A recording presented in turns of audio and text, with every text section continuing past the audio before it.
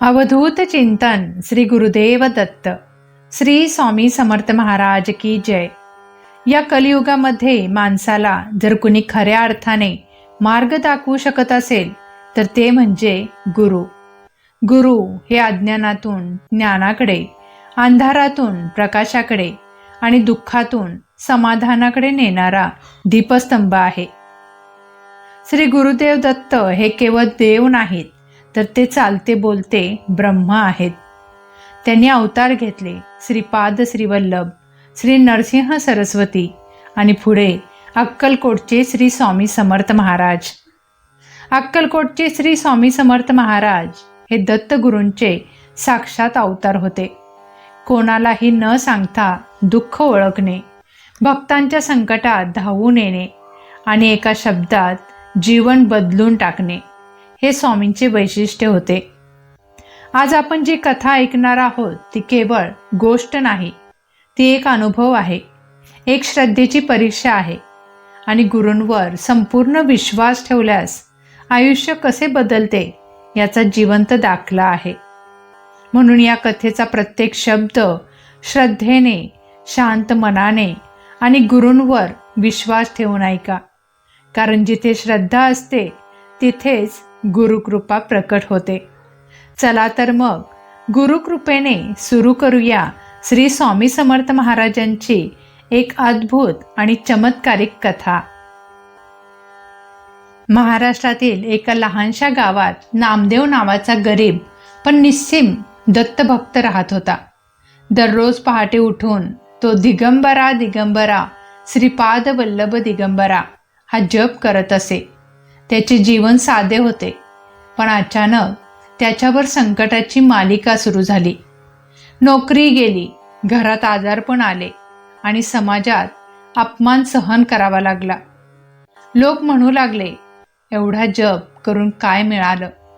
पण नामदेवाचा विश्वास ढळला नाही।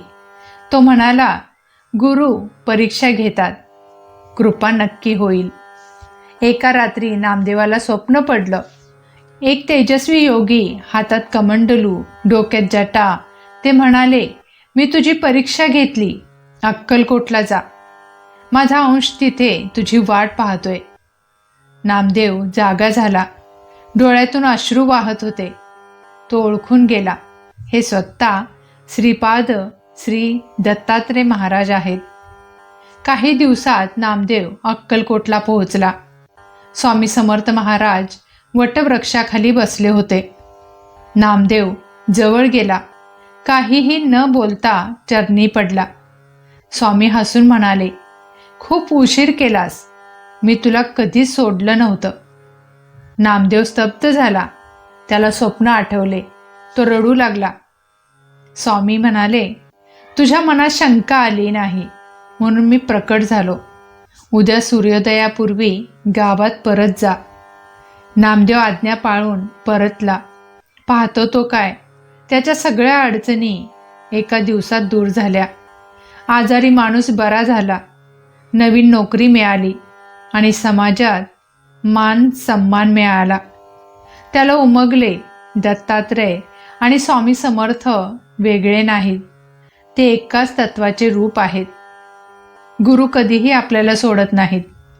परीक्षा ही कृपेची पहिली पायरी असते। दत्तभक्ती आणि स्वामींची निष्ठा जीवन बदलते। भक्तांनो, जर तुमच्या आयुष्यात अडचणी असतील तर दत्त नामाचा आधार घ्या, स्वामी समर्थांवर विश्वास ठेवा। श्री गुरुदेव दत्त, श्री स्वामी समर्थ असं नक्की नामस्मरण चालू ठेवा। तर बघा मित्र हो, श्री स्वामी समर्थ आणि श्री गुरुदेव दत्तांची अद्भुत लीला तुम्हाला माहीतच आहे। आपल्या घरामध्ये दर 6 महिन्यातून एकदा गुरुचरित्राचे पारायण नक्की करावे आणि जर शक्य असेल तर एका वर्षामध्ये 7 गुरुचरित्राचे पारायण नक्की करावेत। चला तर, तुम्हाला व्हिडिओ आवडला असेल तर लाईक करा, शेअर करा आणि चॅनलला सबस्क्राईब करा।